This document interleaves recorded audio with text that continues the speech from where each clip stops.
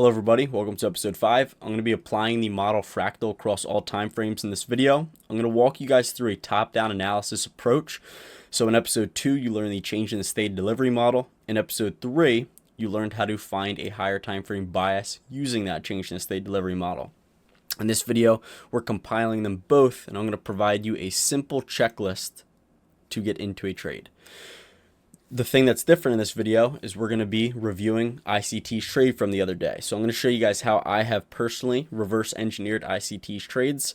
This has given me the most precision, really studying what ICT is trading, why, what time, etc. So I'm going to be walking you guys through an entire checklist of that. And it's super important to keep these checklists kind of simple, especially to get into a trade, because if you have 10 steps on your checklist, you're going to get analysis paralysis and you're not going to have confidence to get into a trade. So let's start off by taking a look at one of ICT's trades from the other day. So really what I'm going to do is I already have a checklist on this tab, which we're going to fill out. And this is kind of a good way to study ICT's trades. You want to focus on the time factor. Is he trading in a macro? We're going to talk a little bit about macros in the next lesson. What kill zone is it? And then price. What's the higher time frame bias? Was liquidity taken? What's the model entry? What is he trading? What is his stop loss placement and why is his stop loss placement there? And where is he targeting and why? So it's really just understanding what he's trading. You start to see this repeating phenomenon in all of his trades. We're going to be taking a look at this one. If you want to look at it on your own, it was 1 day ago. You can click on his profile and click on the ICT trade executions playlist. He has about 24 on there. I have looked at pretty much every single ICT trade. I've done this for the last 9 months, just really trying to figure out what ICT is trading, because sometimes you look at this and you're like, whoa, there's no 2022 model there. And with my mind, I kind of need to understand what he's doing. It's that OCD. So we have the NQ execution 1050 to 1110 macro, so we don't even really have to look at it here. You can see that 11 a.m. that's the macro that he is trading. So this is in the AM session. So the kill zone is the AM session. So you have the AM session, the PM session, and then the lunch session. AM session is from 8:30 to 11 a.m. PM session is from 1:30 to 4 p.m. I remember in a recent video he may have said you can extend that to 11:30 in some situations. Sometimes I do see some good setups there. I don't typically follow the kill zones. When I see my model in price, that's enough for me to get into a trade, but I will use these as confluence. And sometimes if we do get large expansion in the AM, I will keep in mind that lunch can be choppy. Or if we have a choppy AM session and a choppy PM or a choppy lunch session, then we could likely see expansion in the PM session. So we have the AM session as the kill zone. This is between 8:30 to 11 a.m. What macro is he trading? Well, he says it right here. He's trading the 1050 to 1110 macro algorithm. So if you look on the chart, that's where that is. So the macro is 1050 to 1110. Now ICT hasn't really taught much on macros, so it's not like I could come on here and act like I know 100% about macros, but from my experience and from reverse engineering his trades, these macros are used to, and from what he's taught so far, these macros are used to either expand price towards liquidity, or you can get changes in the state delivery during these macro times. So between the 1050 to 1110 window, there's a potential trade setup that forms, or a trade setup has already formed and it's going to be expanding towards liquidity or to rebalance an inefficiency. What are some other macros? Well, you have the 850 to 910 macro, 950 to 1010, 1050 to 1110, 1150 to 1210, and then in the PM there is the 250 to 310, and I'm not sure any other ones in the PM. You do have the 130 macro, 315 to 345. Again, we'll talk a little bit about them later in the video. So let's get started on this. I'm not going to press play. It's 8 minutes long. I'm just going to kind of do this where I skip ahead a little bit. If you notice where ICT enters, he enters at 16,743.75. So you may look at this and be like, well, why didn't he wait for a market structure shift? Well, ICT does not need a market structure shift. He knows what the algorithm's going to do. He has 30 years of experience in this. But why did he enter right there? So that's kind of like the main question I ask when getting into it. Okay, like what time did he trade? Why did he enter there? And then once I see why he entered, I go onto my own chart and I try and study that. So we have 16,743 1.75. And why is he entering there? Is the bias higher on the higher time frame? Because he's usually trading in the direction of where price is already heading. So if we go into a chart over here, this is where the trade setup forms around this area. So I'll do a top-down analysis real quick. You can see on the daily time frame, all price did was reprice back down lower. Notice how this right here, it doesn't look like a breaker because there's the last down close candle. And then if you were to mark out this, price doesn't tap into it. A lot of times if you see a down close candle like this, like I still consider this to be a breaker. It just doesn't show on this time frame because we have a low, high, lower low, then a higher high. In this price leg, there's going to be a breaker on the lower time frame. So I'm not just marking out this, going down to a 16-hour now, and that's why I'll scale between different time frames, because notice how this is a breaker now. So that's why you see me have so many different time frames on here, because I like to get the overall perspective and not just rely off of one daily chart, because smart money is not just trading off of the daily. So we have these two up close candles in here before price makes the high. Two up close candles that make the high. It makes a lower low, then it makes a higher high. So all price did was reprice back to the breaker, and then it started to expand away from that. So in the beginning of the week, though I was a little bit more bearish and I wanted to see price trade a little bit lower, notice how I was quick to realign with order flow. I am not scared of being wrong. So if price starts to expand higher, well, I'm going to get on side with that move. I'm not just going to be like, oh, I said I think it's going to go down here. Now I have to trade in the direction of that. No, I want to align myself with order flow. So price is repriced back to the breaker. We can go down into a lower time frame now. So this was a 16-hour breaker. If we go onto a 4-hour chart, okay, I don't see any change in the steady delivery here with the fair value gap. So typically I'll go into a lower time frame. So see how there's no fair value gap right there? Well, then I'll go into a 3-hour. No fair value gap there, 2-hour. And then it's there on the 2-hour. So I don't necessarily have to use these classic 4-hour, daily, 1-hour charts. I can scale between these. And that's what ICT talks about in the 2022 mentorship. When looking for a trade model, you can really just scale between the 1 to 5 minute when using a lower time frame. So I said, hey, why not use that on the hourly time frame? That same logic. So from this breaker, notice price expanded higher. It created a bullish change in the steady delivery. So remember, I'm using all of these time frames to frame a bias. I'm not just going on to a daily. A big barrier for a lot of new ICT traders is ICT has talked about daily and weekly bias. You cannot always frame daily and weekly bias. And that's where a lot of people get messed up, because they're always looking on the daily for bias, but sometimes there is no bias. And because you see a bearish 2022 model on the daily, though this can play out, right, you're only trying to trade in the direction of that daily 2022 model, when this could just be repricing back to the breaker and expanding higher, or it's just a retracement before heading lower. I don't know in here yet, right? So that's something to avoid. If you just see a 2022 model on the daily, right, that's not enough for me to have a daily bias. This could head lower. I don't have a daily bias in here right now. But what I'm saying is that you can go onto a lower time frame and really read order flow. So price repriced back to the breaker. If we go onto the 2-hour, it was, we had a change in the steady delivery. So these 4, 1, 2, 3, 4, there's 5 in a row. We have a fair value gap breaking through. I like to see it break through the high of that. And this is a bullish change in the steady delivery. So what did I teach in the episode 3, I believe it was, where price creates this change in the steady delivery, but price has been bearish. So what you can do is you can wait for price to trade higher and then reprice back lower to the order block. And see this last down close candle?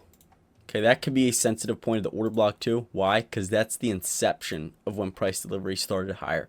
When price breaks above this, right, that's where it starts the delivery higher. We also do have that lower wick there. But when price returns back to this could be a sensitive point. Ideally, I'd want to see it respect the open here. But if it doesn't, it can still respect the open of the lowest down close candle. So the entire range from this candle's high to this candle's low is the bullish order block. This is a sensitive point, the last down close candle. When price returns back to that, notice this big wick. In one of ICT's executions that I reverse engineered, he talked about when price returns to here, trades into it and we get a huge wick and then price starts to expand away from it, if he was bearish, he wouldn't want to see this down close candle respecting this order block and then start to expand away from it. This is an algorithmic signature that price is likely to trade higher. So it starts to trade higher, we start to expand higher. This over here, if you look on Monday, though I was expecting lower prices, really want you guys to study this because this is the exact reason why I changed my bias. And then I was on side so far the rest of the week because I'm not trying to stick to what I originally said. I'm letting the algorithm prove to me what it wants to do. Then I want to get on side with smart money. So return back to the order block, expand it higher. You'll notice this is where I turn bullish in here because we got that inspection of that order block. Now I know some of you guys are like, I thought he was looking at ICT trades. I am, but I just need to show you guys the inception of this price move because this is where the trade was framed for ICT. So this is where we turned bullish. Okay. Price starts to expand higher. Using the change in the state delivery model down here, it returns to buy side, but just because it returns into this level of buy side liquidity, that is a very minor level of buy side. So sure, it could reverse in here, but remember, it's been bullish since over here, and it's been expanding higher. So if we look at the 1 hour now, price has returned above this buy side. Okay, there's two things that could occur here. Well, actually, there's three things. It could either just expand through it. It could see a retracement to induce retail short and then expand much higher. Or it could see a long-term reversal there. How do we know which one it's going to do? Well, price takes out the buy side. If we look on a 30-minute, why am I using a 30-minute? Because I want to, or even a 15-minute, I want to see liquidity from the left side. So I'm just going to scale down to a lower time frame in here. We have a 10-minute, see this level of sell side liquidity, takes out that. Okay, price starts to expand lower and then it expands up higher here and it starts to disrespect some of these PD arrays. So if we notice where ICT got in, he got in at around 1050 to 1110. So that's right around this price area. And notice what has happened. It was bullish on the higher time frame. Order flow is proving it was bullish. It returns above buy stops, trades back lower. It takes out this level of sell side liquidity. If you look at this low over here, it took out sell side and it created an SMT. So if you know the market maker model, what this can indicate, since the higher time frame was already bullish, is that since price returned beneath sell side liquidity, created a bullish SMT and is expanding away from that. And what did it also do? It created a change in the state delivery. So we could use a lower time frame change in the state delivery here, or we could use a higher time frame one. If you look at a 30-minute time frame, it took out the sell side liquidity, created a 30-minute change in the state delivery. So broke above this order block, creating this small little fair value gap in here. What does this indicate to us? It indicates that price is going to start attacking buy stops. And what has been bullish so far? Order flow. It's tapped into the order block on the 2 hour. I keep saying 3 hour. Turns into it. And it's just expanding. Notice how it's failing to rebalance or reprice back to this. And it's just returning back to a fair value gap in here and then expanding away from that. The fact that it's failing to retrace back deep is showing that it's in a hurry to get somewhere. ICT talked about, I believe it was in a core content, that price will typically, when you do get these large inefficiencies, price will want to reprice back to the high end of them to rebalance that price range. So from this candle's high to this candle's low, it only offered sell side delivery. That's a likely draw. If you look yesterday, that's where I was anticipating for price to hit, and it hit it around, what was it, last night, something like that. So that was my higher time frame draw. Why the 9 hour? Well, just because the fair value gap looks clean on that time frame. So we just have a large inefficiency. If we look on the hour or the 8 hour, you could use that as well. 6 hour, I mean, it would be this high. I'm just kind of capturing the entire imbalance here.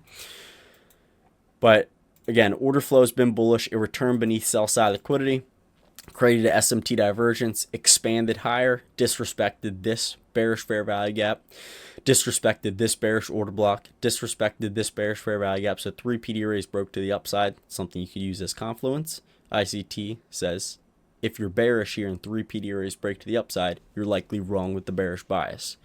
So I can incorporate that into my analysis. Price expands higher, creates the 30-minute change in the state delivery. So it's likely to start targeting the buy stops above. And since order flow is already bullish on the higher time frame, right? What we can do is we could target the inception of the retracement down. So notice how this started the retracement lower. It returns back to 15-minute sell stops, creates SMT, pumps back up higher with the market structure shift. What we could do now is we could target the inception of that retracement. What's the inception of the retracement? This is where the retracement started to the downside. That's going to be the original consolidation. Since the higher time frame is already bullish and we're anticipating for price to rebalance this inefficiency up here. So this is our 9-hour FVG high. Since we're anticipating for it to reprice back to there, we can target the inception of that initial retracement down. That's when you know to target these highs up here. So that's why I targeted those the other day as well. Okay, so all that being said, that's why I came up, or that's why this is the bias higher. So we need to get that out of the way. So the higher time frame bias is bullish. Okay, and I'm not going to type it out all in text, but you guys know why it's bullish now. Change the state delivery, beneath sell side liquidity. It's likely to target the engineered liquidity. So we perfectly have these cluster of highs here. So the bias is for price to trade up to here. Note this level. This is 16,811.25. So this is when you'll see me put that little eyeball on my chart, because that's where I think price will reprice back to. Now we can go on to a lower time frame. Now we're going to skip ahead or go back to what ICT is trading. So he's on the 1 minute chart. So I like to look at what time frame he's looking at. If we skip it ahead, where is he targeting? 16,811. Let's go back to this chart. What was this high? 16,811.25. So this is exactly what I do at my trades. I have my take profit either, not exactly, but I'll either have my take profit exactly on the buy side level, which would be 16,811.25, or I have it even one tick below sometimes, just to ensure that when price sweeps it, you get filled, because you want to make sure that price goes at least one tick past your limit order to ensure that your limit order gets filled. So that's why he has his right up there. He's using the idea that price is going to target the buy side liquidity. So let's skip it ahead again.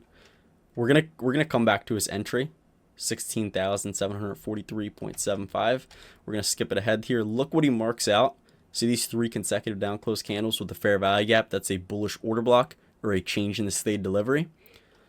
So he's not anticipating for this low to get swept. Price created a change in the state delivery higher. So he's at, look where he adds more at. So he has 10 contracts in. Price returns back to this order block, which is also, there's also a breaker here. He's anticipating for that to be respected because order flow is bullish, and if buy side is being targeted, down close candles should be respected. He's also trading within the 1050 to 1110 macro. So we're just going to skip this ahead here. Notice where he trails his stop.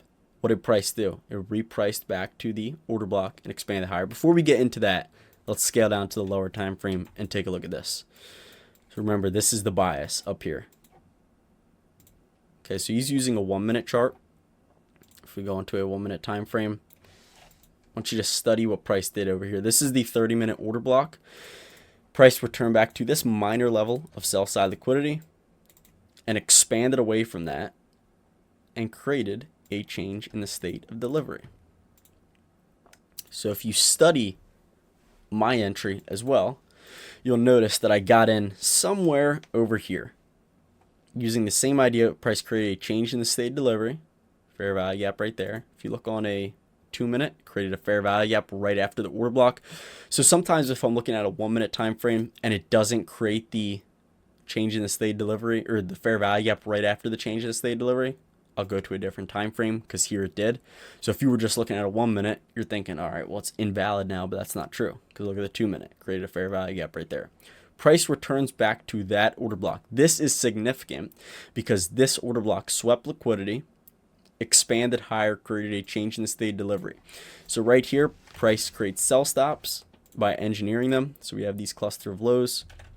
Okay, I'm going to delete these in a second, but look what happened. Price returned back down to them during the 1050 to 1110 macro. It purges the liquidity, and then it starts to expand higher. So what exact time did ICT get in at? Well, he got in on, what was it, this candle? think he got it on this candle. Let me skip back. Yeah, so he gets in as this candle's forming down at 16,743. So this is ICT's entry. 16,743.75 was it? Yeah. So this is what you guys should be doing to really understand what ICT is trading. And like I said, there's not a trade that I haven't seen of ICT unless it's just not on social media, because I've spent so much time reverse engineering these concepts to really understand what he's trading. Price returns back to the order block here. You may say, well, Dan, he doesn't wait for a change in the state delivery here. Here's something that might be interesting to you. You don't have to wait for all the up close candles to break. Now, some of you guys are going to hear that and you're just going to try and go in every time it breaks above this down close candle. When price breaks above one down close candle and doesn't even create a fair value gap, that's significant enough for ICT to enter. It does not mean that you should go in and just try and buy every single time it returns above this, because a lot of the times you can get little fake outs. See this one right here? It went above it and then that failed. So it's easier to just use the model that I taught, which is change the state delivery. ICT talked about this very, very vaguely in the 2022 mentorship. It was either episode 2, 3, or 4. I can't remember. If one of you guys are interested in that, just let me know and I could send you the link for it. But all he hinted at was a change in the state delivery is when price moves from buy to sell program or sell to buy program. I have made a model out of that because it's more significant than a market structure shift. You need this for a true market structure shift. So he doesn't need for it to close above here. Since he's already bullish and he's already anticipating, we'll delete these levels because he's anticipating for it to reach all the way up into the buy side up there. Price creates a change in the state delivery here after taking out sell side from the left side. This low is already protected. Okay, so we're not anticipating for that low to get traded to. Price returns back down. When price retests an order block and expands away from that, what can occur is a potential propulsion block. So this is where ICT enters at. Let's make it just the same color. I'll make it blue as well. So this is ICT's entry. He enters in here. He doesn't wait for it to close above there because it already retested the order block and broke above this down close candle. This becomes a propulsion block. Okay, I'm telling you, just do not start going into the market and trading every time it trades above this up close candle. You will get faked out a lot and still have the right bias, just like this happened right here.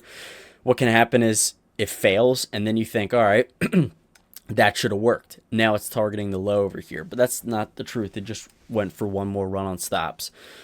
So it's best to just stick to the model that I taught. You're going to have more precision with it. Once you understand it more, then maybe you could transition and start dabbling into this. I'm only saying this to save you because I know what it's like to see this and get excited and then just start going onto the chart and just getting wrecked. So he's anticipating for price to trade higher here. As soon as it trades above this order block, right? This is a propulsion block. Why is this a propulsion block? Because it retested. I'm going to make this black.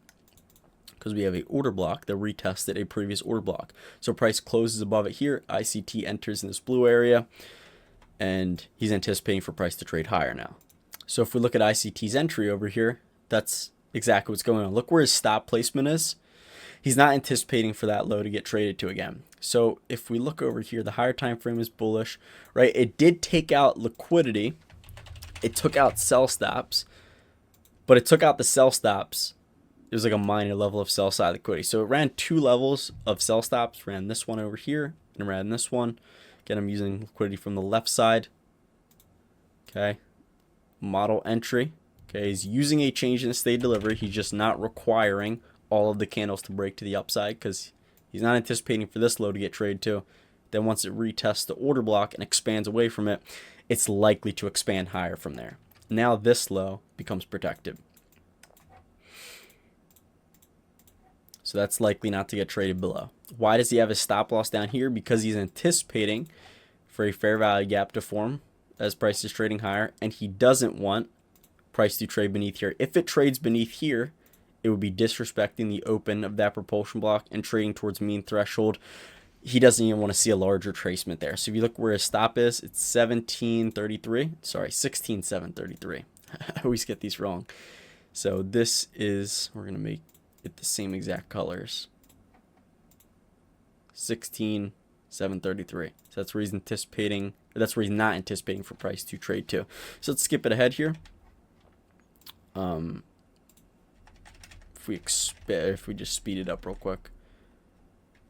So he trailed his stop there, right? Price starts to expand. Remember, we had the higher time frame bias. If you let this play out a little bit, right? He's anticipating for that propulsion block. Now this entire range from this candle's high to this candle's low, the 3 consecutive down close candles, he's marking this out. It's an order block, but it's classified as a propulsion block because it's retested a previous order block. So he's anticipating for that to now act as support. So you notice that ICT trails his stop up here. Why does he trail a stop as price is expanding higher? Because if we skip this ahead, oh, it's not working. There we go. It has retested this propulsion block and then expanded away from it, creating another fair value gap. So now this low should become protected. It doesn't mean every single time it's not going to run back on those stops, but that's the logic he's using here. And it's for your own study to go in and try and figure out when it works, when it doesn't work, and just collect data on that. But that's the idea here. It's retested the propulsion block, expanded away from that, and it's already tapped into this breaker. He doesn't want to see that retrace back down, because if it retraces back down to this low, well, then at that point it has the potential to run these two lows, so that he doesn't want to see that area get repriced back to. So if we skip this head, he's saying prefer to see this unfilled. We have an order block here.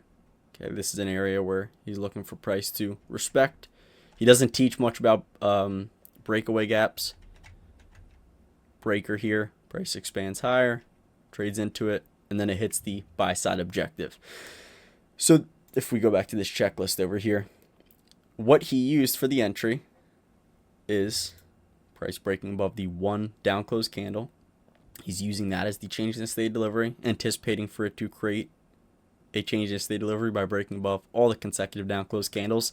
Stop losses beneath this previous low down here, which ends up forming a fair value gap. He's not anticipating for that to get traded to again, because in the model I've taught so far, when price creates a fair value gap, you don't want to see that low get repriced back to. Plus, if price were to create this large up close candle and then eat that all up and come back down to here, there's a good chance it'll head for that previous low in there.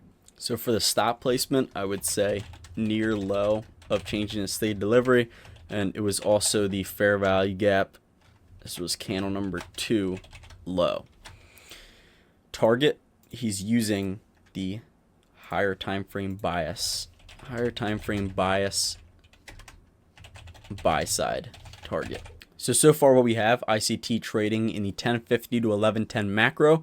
In the AM session, the higher time frame bias was bullish. Price ran out sell side liquidity, created a change in the state delivery. He had a stop placement near the low of the change in the state delivery, which was also the fair value gap number 2 candle. And he was targeting the higher time frame bias target. And then along the way, he was anticipating for bullish PD arrays to be respected. That's why he's marking out bullish PD arrays. He's also trailing a stop beneath these order blocks and beneath bullish PD arrays once price expands away from it. If we go back to this chart over here, you can see if we skip it ahead, it does end up trading up to there. So this was the logic I was using on my trade, except I got out earlier than him. I can't remember if I believe I got out at this 30-minute high when I was trading this. Just gotta let it load in real quick. Okay, yeah, I was using the first buy side level, but you could also been targeting the extreme high up here. Since we're anticipating for price to trade higher, we're anticipating for all of these bearish PD rates to get cut through. New ICT students, they're going on an hourly chart right here, thinking that price is bearish. I don't know why it's glitching right now. And marking out bearish fair value gaps and such, bearish order blocks. The draw on liquidity is higher, price is going to cut right through those. Going into a lower time frame, you could utilize those to anticipate for price to respect. So we have this bearish fair value gap over here. The bias is bullish. That'll likely act as support, and price can continue to expand through it. So there's a few things that we learned in this video. ICT traded a change in the state delivery at a key time in the day, which is the macro 1050 to 1110 macro. The bias was bullish. He waited for price to run sell stops, create a change in the state delivery, and then if it doesn't always have to run sell stops, like since it ran the sell stops over here, that's enough for when price returns higher, returns back to the order block, creates a propulsion block. He doesn't really need it to run another level of sell stops here because it already did at the inception of that move. So he was trading a change in the state delivery. Stop placement was near the low of the change in the state delivery, and he was targeting the higher time frame bias. So that's going to be it for reverse engineering ICT's trade. I have a little checklist for you guys. Keep it simple. That'd be my best tip for you guys. Look for a higher time frame bias. Where is price drawing towards? Where is it delivering from? Which PD areas are being respected? Where is the change in the state delivery occur? Things like that. Use episode 3. Look for lower time frame changes in the state delivery at key areas. Let's say key area, sell side liquidity. It's going to be a high probability place to look for changes in the state delivery. And you could also use time. You could utilize as simple as kill zones, as confluence, or macros. That's what I do.